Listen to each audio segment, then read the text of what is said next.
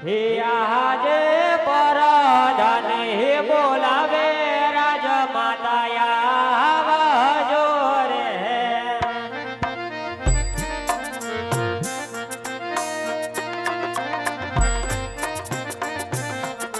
હે આવજો રાજને દરબાર પરધાન હે બોલાવે રાજમાતા આવજો રે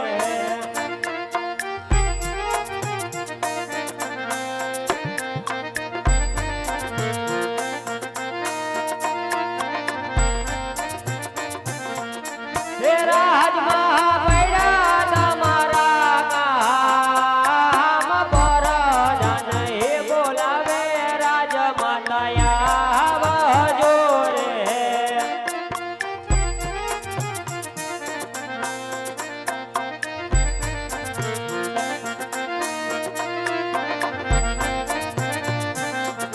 યાદી પરદાન બોલાવે રાજમાતા આવ્યા રે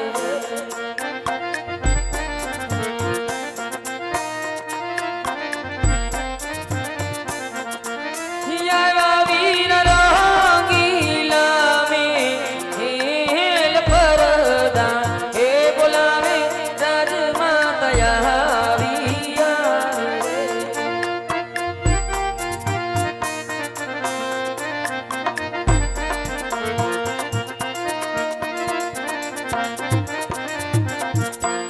અરે વીરા પ્રધાન અત્યારે રાજ દરબારમાં બોલાવી અમારા શું કામ પડ્યા વીરા અરે માતા કામ તો અમારા મહારાજાનું કે હરે આજ સતી રે આવીને રાયના શરણે નમે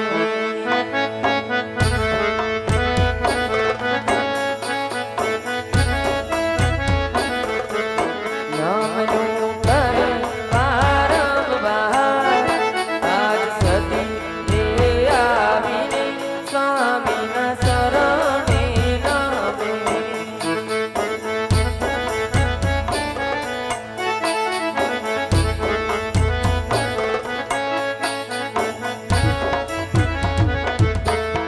અરે આજ મારા દેરાયના મુખ કેમ ઉદાસ ભરા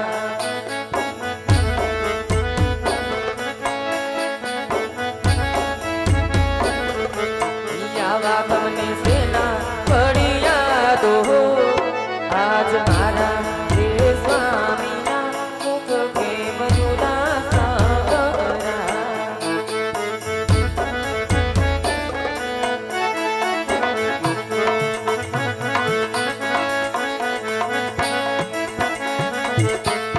અરે આજ તમે રે ગયા તા રાજન મારા નગર ફરવા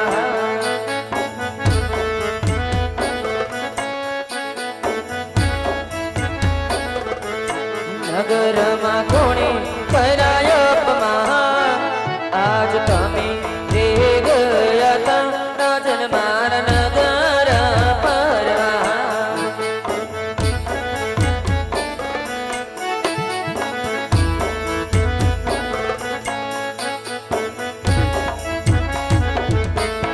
અરે આજ કોણે રે દુભાવા રાજન ના દિલ લડાને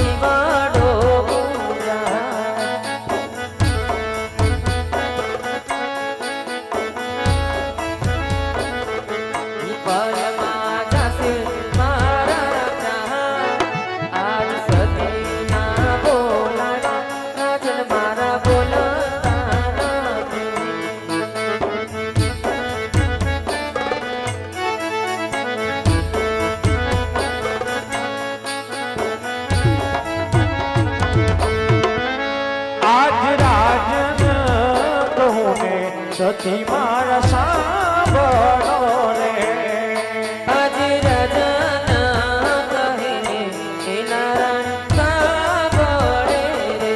એ કહું મારા રુદિયાની વાત રાજન કહું ને સતી મારા સાંભળો રે કરો રાજન તમારા દિલડાની વાત રાજાના કહીને એ નારાયણ સાંભળે રે. આજ આપણી રયત સતી મને મેળા રે બોલે આજે આપણી કતર આમને મેણા રે બોલે. એ સુકાન બોલે સતકાર આપણી રયત સતી મને મેળા રે બોલે સુકન્યા નાલે રાજનિયા તકમો આપણી રયત આમને મેણા રે બોલે.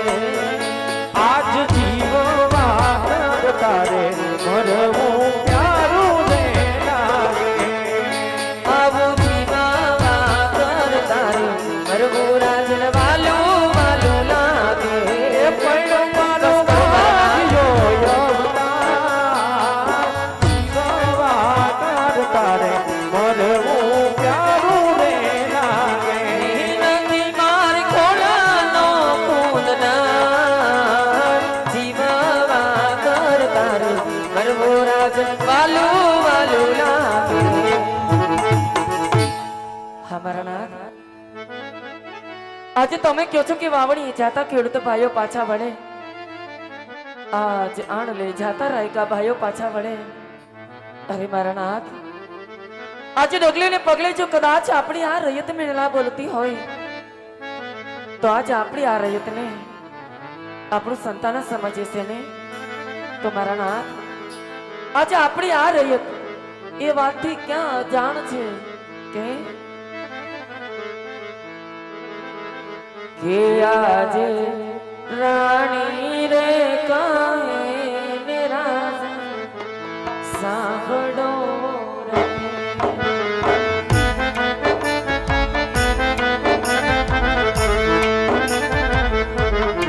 આજે રાણી રે કહે ને રાજવી સાંભળો રે.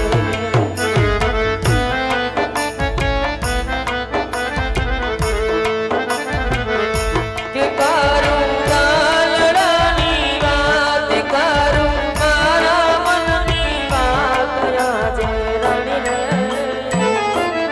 આજે રાણી રે કહે ને રાજવી સાંભળો.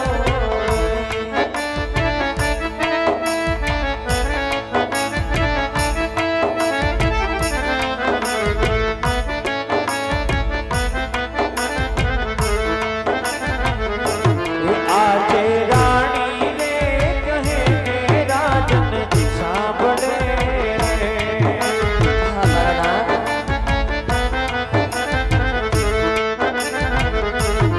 આજે રાણી રે કહે ને રાજન સાંભળે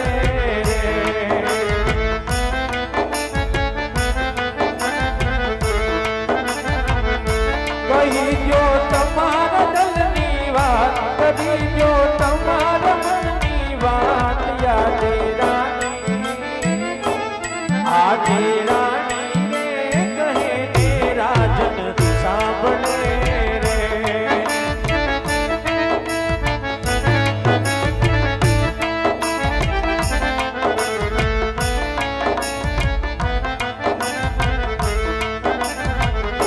કે રાજન લાસાવે લખમીશ ગુણા દીકરી રે.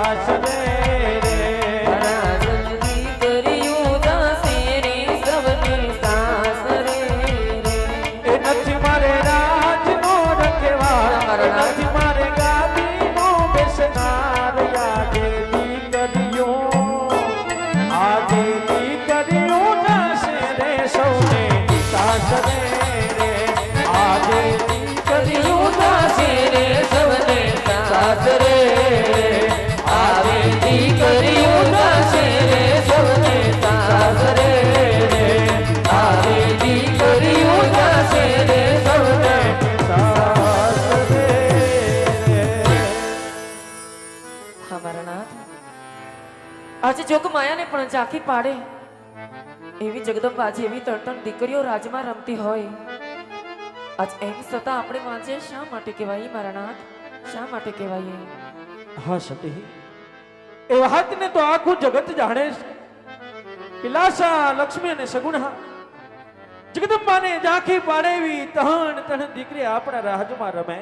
હા મારા નાથ, પણ હાજ આપણે રહેત ડગલે ને પગલે મેણા બોલે કે હે મહારાજ અજમલ, દીકરી તો પારકા ઘરની આશ કહેવાય.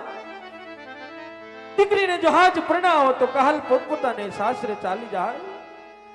પણ મહારાજ પાછળથી એક પણ કુંવર હોત ને તો તમારા ગયા પછી આ પોકરણ ગઢના રાજ ચલાવે. નહીતર મહારાજ તમ ગયા પછી આ પોકરણ ગઢના રાજને મણમણના તાહા દેવા પડે, મણમણના તાહા દેવા પડે.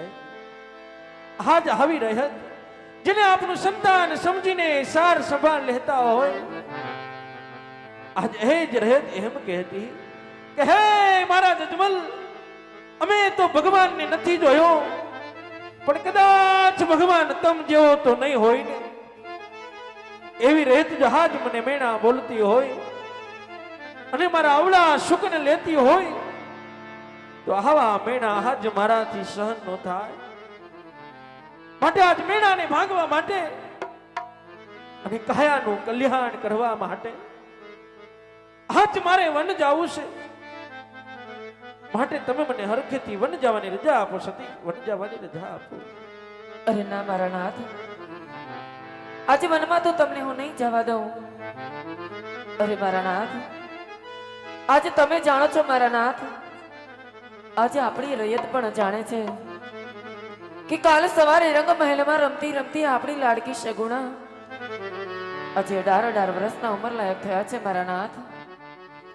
અને તમે હમણાં જ કીધું સ્વામી કે દીકરી તો પાર કીધા પણ હોય, આજે આપણી લાડકી સગુણાના હાથ પીડા કરી એની હરખેથી વિદાય કરીને પછી વન જાઓ તો મારી એક ચિંતા દૂર થઈ જાય મારા નાથ.